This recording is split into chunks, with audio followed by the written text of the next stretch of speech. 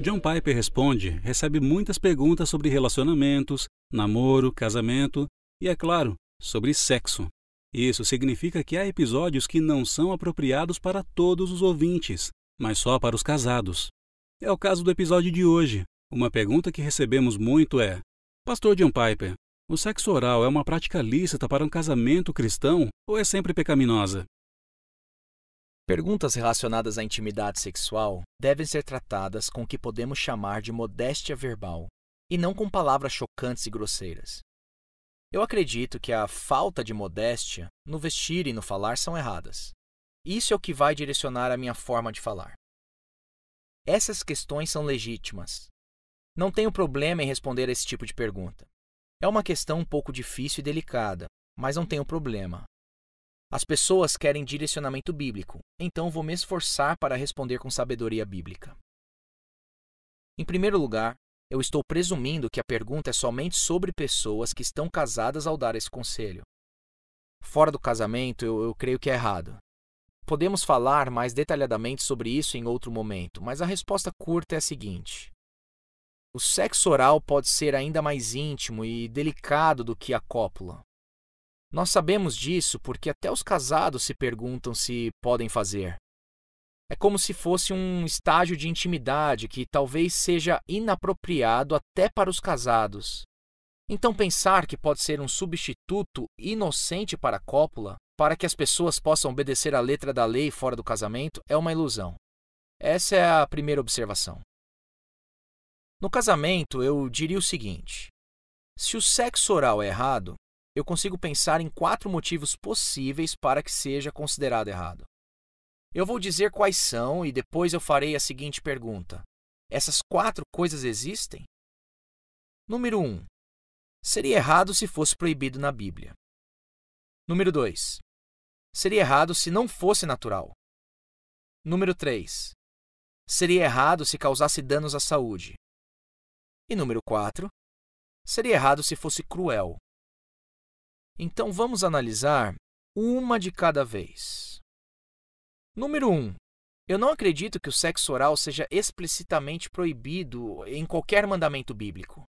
Se for proibido pela Bíblia, terá que ser com base em algum princípio, não com base em algum mandamento explícito. Número 2.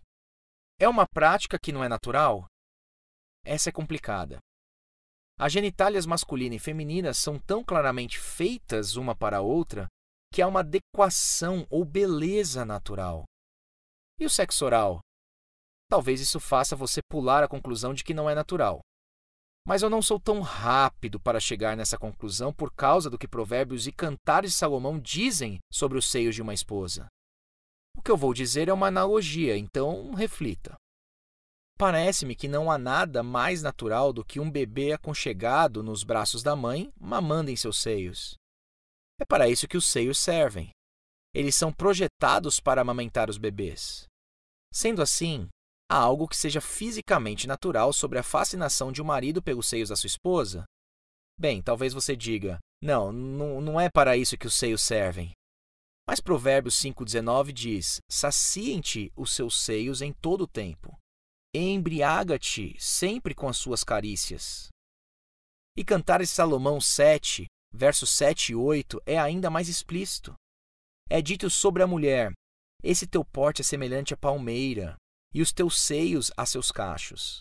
Dizia eu: subirei a palmeira, pegarei em seus ramos, sejam os teus seios como os cachos da vide. Bem, embora não exista muita correlação anatômica entre as mãos ou os lábios de um homem e os seios de sua esposa, realmente parece ser natural em outro sentido, a saber, no prazer e desejo inerente que Deus, em sua palavra, parece recomendar para o nosso deleite no casamento.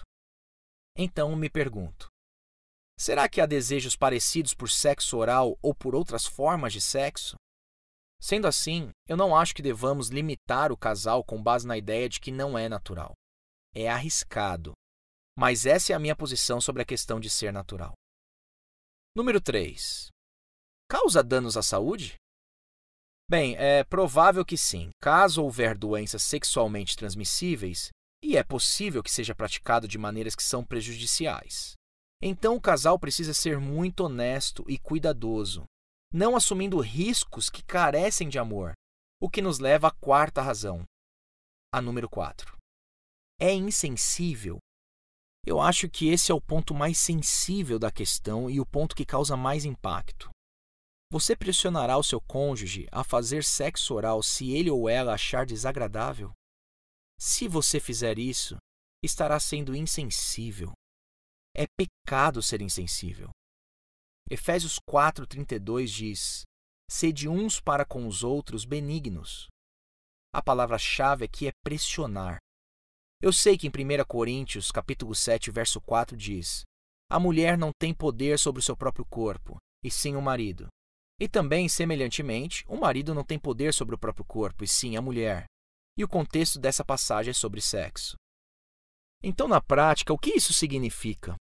Bem, significa que tanto o marido quanto a mulher podem dizer um ao outro: eu gostaria de... E os dois têm o direito de dizer: eu gostaria de...